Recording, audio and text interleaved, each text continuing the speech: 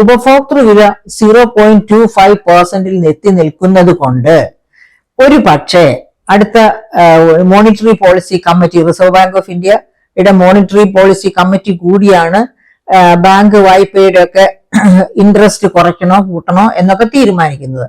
അപ്പൊ ഇപ്പോൾ ഉപഭോക്തൃ വില 15 വർഷത്തെ ഏറ്റവും താഴ്ന്ന നിലവാരത്തിലാണ് എത്തി നിൽക്കുന്നത്. അങ്ങനെ ആ നിലവാരത്തിലേക്ക് എത്തി നിൽക്കുന്നത് കൊണ്ട് തന്നെ മിക്കവാറും അടുത്ത വട്ടം മോണിറ്ററി പോളിസി കമ്മിറ്റി കൂടുമ്പോൾ റേറ്റ് ഓഫ് ഇൻട്രസ്റ്റ് കുറയ്ക്കാനുള്ള തീരുമാനത്തിലേക്ക് റിസർവ് ബാങ്കും മോണിറ്ററി പോളിസി കമ്മിറ്റിയും നീങ്ങിയേക്കാനുള്ള സാധ്യതയുണ്ട്. അങ്ങനെ വരികയാണെങ്കിൽ കൂടുതൽ വായ്പകൾ കൊടുക്കപ്പെടും.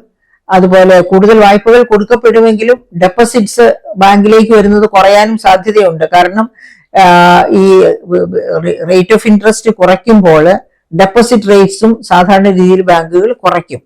അപ്പോൾ ഡെപ്പോസിറ്റേഴ്സിന് വേണ്ടത്ര വരുമാനം കിട്ടില്ല. അങ്ങനെ ആ അപകടത്തിൽ, ആ സാഹചര്യത്തിൽ അവര് പിന്നെ പോപ്പുലർ ഫിനാൻസ്, നമുക്കറിയാം 2000 കോടി കൊണ്ട് മുങ്ങിയ പോപ്പുലർ ഫിനാൻസിനെ വരുതിക്ക് നിർത്താനായിട്ട് ഗവൺമെന്റ് പോലും വേണ്ടത്ര ശ്രദ്ധ ചെലുത്തിയിട്ടേ ഇല്ല.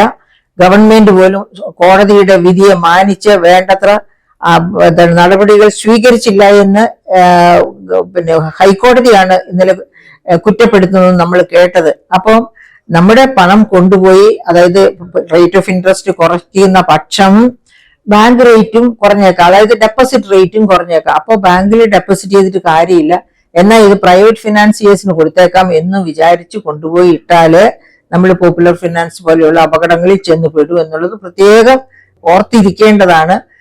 എന്നിട്ട് വേണം നമ്മുടെ ഈ ഫിനാൻഷ്യൽ ലിറ്ററസി, അതായത് നമുക്ക് ഫിനാൻഷ്യൽ ലിറ്ററസി നല്ലവണ്ണം സ്വായത്തമാക്കാൻ പറ്റണം. ഫിനാൻഷ്യൽ ലിറ്ററസി സ്വായത്തമാക്കിയാൽ മാത്രമേ, അതായത് എന്തെങ്കിലും തരാം, വലിയ വരുമാനമൊക്കെ ഓഫർ ചെയ്യും, പക്ഷെ അവസാനം വരുമ്പോൾ നമ്മൾ കബളിപ്പിക്കപ്പെടും. അങ്ങനെ കബളിപ്പിക്കപ്പെടാതിരിക്കണമെന്നുണ്ടെങ്കിൽ വളരെ ശ്രദ്ധയോടുകൂടി നമ്മൾ മ്യൂച്വൽ ഫണ്ട്സിലോ അല്ലെങ്കിൽ ബാങ്കിങ് സിസ്റ്റത്തിൽ തന്നെയോ നമ്മുടെ ഫണ്ട് വിനിയോഗിക്കുന്നതായിരിക്കും ഏറ്റവും നല്ലത്.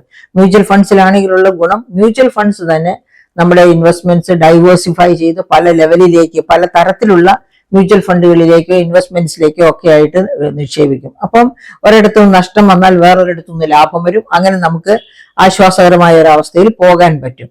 ബാങ്ക് ഡെപ്പോസിറ്റ് ആണെങ്കിൽ നമുക്ക് പറഞ്ഞ ഡെപ്പോസിറ്റ് റേറ്റ് കൃത്യമായിട്ടും കിട്ടും, പക്ഷെ വലിയ നേട്ടമൊന്നും പ്രതീക്ഷിക്കാൻ ഒക്കില്ല എന്ന് മാത്രമേ ഉള്ളൂ.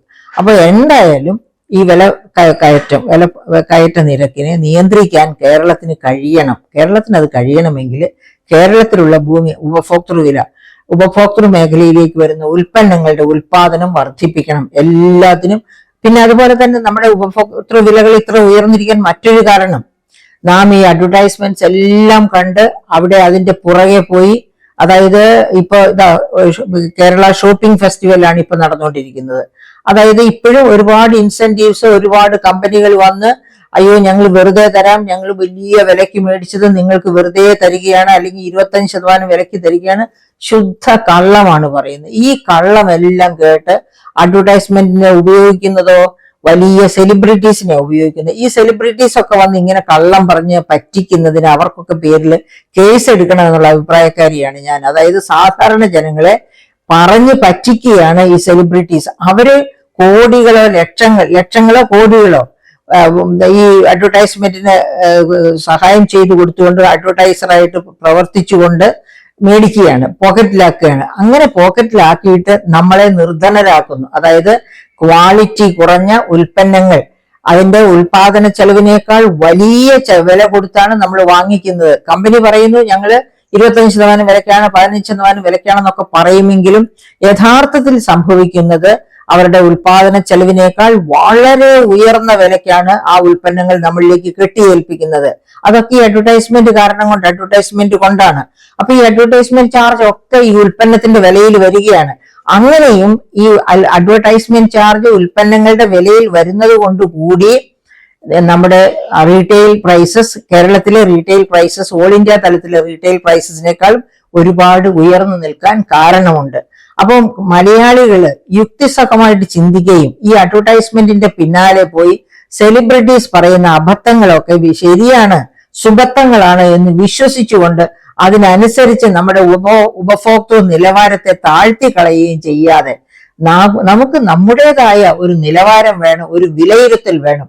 ഏത് ഉൽപ്പന്നത്തിനാണെങ്കിൽ നിങ്ങൾ ഹിന്ദു അതിന്റെ സയൻസ് സ്പീക്ക് എന്ന് പറഞ്ഞിട്ട് ഒരു കോളമുണ്ട്, ആഴ്ചയിൽ ഒരിക്കൽ വരുന്ന ഒരു സയന്റിസ്റ്റുകളാണ് അതിൽ എഴുതുന്നത്.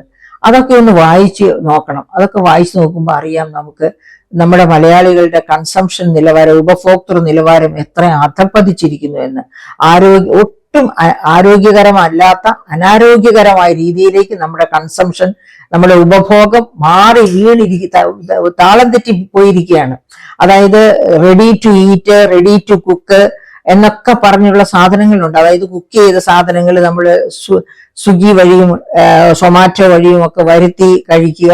അങ്ങനെ നമ്മുടെ ഒട്ടും അധ്വാനിക്കാൻ ഇഷ്ടമില്ലാതെ ആര് എങ്ങനെ ഉണ്ടാക്കി തരുന്നതും കഴിച്ച് അങ്ങ് മുന്നോട്ട് പോകാം എന്നുള്ള ആ ഒരു അലസതയുടെ കൂമ്പാരങ്ങളായി നമ്മുടെ ജീവിതമൊക്കെ അങ്ങ് അലസതയിൽ ആണ്ടുപോവുകയാണ്. അതുകൊണ്ട് എന്താ സംഭവിക്കുക? നമ്മുടെ ആയുർദൈർഘ്യം നഷ്ടപ്പെട്ടു പോകുന്നു.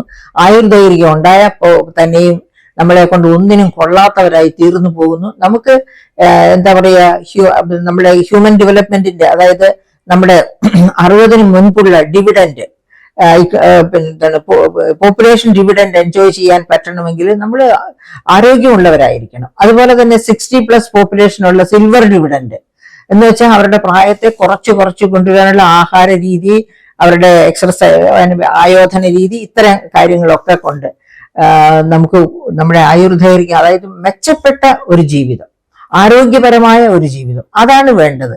അല്ലാതെ എന്തെങ്കിലും വെട്ടി വാരി കഴിച്ച് എന്തെങ്കിലുമൊക്കെ കാണിച്ച് അങ്ങനെ മുന്നോട്ട് പോകലല്ല മനുഷ്യന്റെ ജീവിതം കൊണ്ട് ഉദ്ദേശിക്കുന്നത്. സന്തോഷമുള്ള ആരോഗ്യകരമായ ഒരു ജീവിതം അത് വേണമെന്നുണ്ടെങ്കിൽ നമുക്ക് അത്യാവശ്യം എക്സർസൈസും അത്യാവശ്യം നമുക്ക് അബ്സോർപ്റ്റീവ് ആയിട്ടുള്ള നമ്മളിൽ ദഹിച്ച് നമ്മുടെ ആരോഗ്യത്തോട് ചേർന്ന് ആരോഗ്യത്തെ ഉദ്ദീപിപ്പിക്കുന്ന തരത്തിലുള്ള ഭക്ഷണം, അതാണ് നമുക്ക് വേണ്ടത്.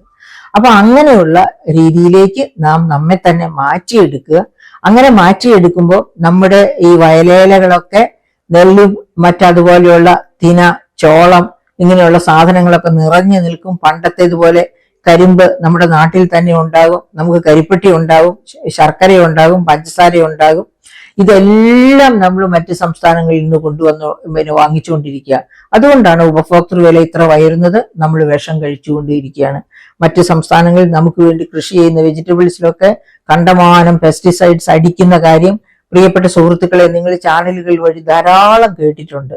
അപ്പൊ അങ്ങനെ പെസ്റ്റിസൈഡ്സ് അടിക്കുമോ? നമ്മുടെ പറമ്പിൽ നമുക്ക് വേണ്ടി നാം കൃഷി ചെയ്യുകയാണെങ്കിൽ, അല്ലെങ്കിൽ നമുക്ക് വേണ്ടി നാം മറ്റുള്ള ജോലിക്കാരെ ബംഗാളി വെച്ച് കൃഷി ചെയ്യിപ്പിച്ചോളൂ. പക്ഷെ അപ്പോഴും നമുക്ക് വേണ്ടി കൃഷി ചെയ്യുമ്പോൾ നമ്മൾ കണ്ടമാനം പെസ്റ്റിസൈഡ് അടിക്കില്ല. ഇതെന്റെ വയറ്റിലേക്കാണ് പോകുന്നത്, ഇതെന്റെ ബ്രെയിനിനെ ബാധിക്കുന്നത് എന്ന് നമുക്ക് തോന്നും, ഇതെന്റെ കുഞ്ഞിനാണ് എഫക്ട് ചെയ്യുന്നതെന്ന് നമുക്ക് തോന്നും. അപ്പൊ അങ്ങനെ അതിനെയൊക്കെ പ്രതിരോധിക്കത്തക്ക രീതിയിലുള്ള ഒരു ജീവിത രീതിയിലേക്ക് നമുക്ക് തിരിച്ചു പോകണം. പണ്ടത്തെ മലയാളിയായിട്ട് നമുക്ക് മാറണം. അങ്ങനെ മാറണം എന്നുണ്ടെങ്കിൽ ഡിറ്റർമിനേഷൻ, അതായത് തീവ്രമായ തീരുമാനമെടുക്കാനും ആ തീരുമാനത്തിൽ ഉറച്ചു നിൽക്കാനും നമുക്ക് കഴിയണം. അങ്ങനെ കഴിഞ്ഞാൽ മാത്രമേ ജീവിച്ചിരിക്കുന്ന കാലത്ത് ഗുണപ്രദമായ ജീവിതം നയിക്കാൻ നമുക്ക് കഴിയുകയുള്ളൂ. അതുകൊണ്ട് ഈ വിലക്കയറ്റത്തെ കണ്ട് ഒരു പാഠം, ഒരു തീരുമാനം മനസ്സിലെടുക്കുക. എൻ്റെ ആവശ്യത്തിനുള്ള വെജിറ്റബിൾസ് ഞാൻ എൻ്റെ വീട്ടിൽ കൃഷി ചെയ്യും. അതുപോലെ തന്നെ എൻ്റെ വയല് ഞാൻ വെറുതെ ഇട്ടിരിക്കില്ല. അത് ഞാൻ എനിക്ക് കൃഷി ചെയ്യാൻ പറ്റില്ലെങ്കിൽ ഞാൻ പാട്ട കൃഷിക്ക് കൊടുക്കും. അങ്ങനെ ഓരോ തുണ്ടുഭൂമിയും പ്രയോജനപ്പെടുത്തുമ്പോൾ നമ്മുടെ ജീവിതം ഇതിനേക്കാളൊക്കെ ഒരുപാട് മെച്ചപ്പെടും. നമ്മുടെ കേരളത്തിന്റെ ഫിസ്ക്കൽ ക്രൈസിസും ഒരുപാട് കുറയും. ഫ്രീ ബീസ് കിട്ടാൻ വേണ്ടി 1000 രൂപ മാസം കിട്ടാൻ വേണ്ടി കൈ നീട്ടി ഇങ്ങനെ വാതിക്കിലേക്ക് എപ്പോഴാ അത് കൊണ്ടുവരിക, അല്ലെങ്കിൽ അക്കൗണ്ടിൽ ആ എമൗണ്ട് വന്നോ എന്ന് നോക്കിയൊന്നും നമ്മൾ ഇരിക്കേണ്ടി വരില്ല. സ്വന്തം കാലിൽ നിൽക്കാനുള്ള പ്രാപ്തി ഉണ്ടാകും. നമ്മുടെ ആരോഗ്യവും മെച്ചപ്പെടും.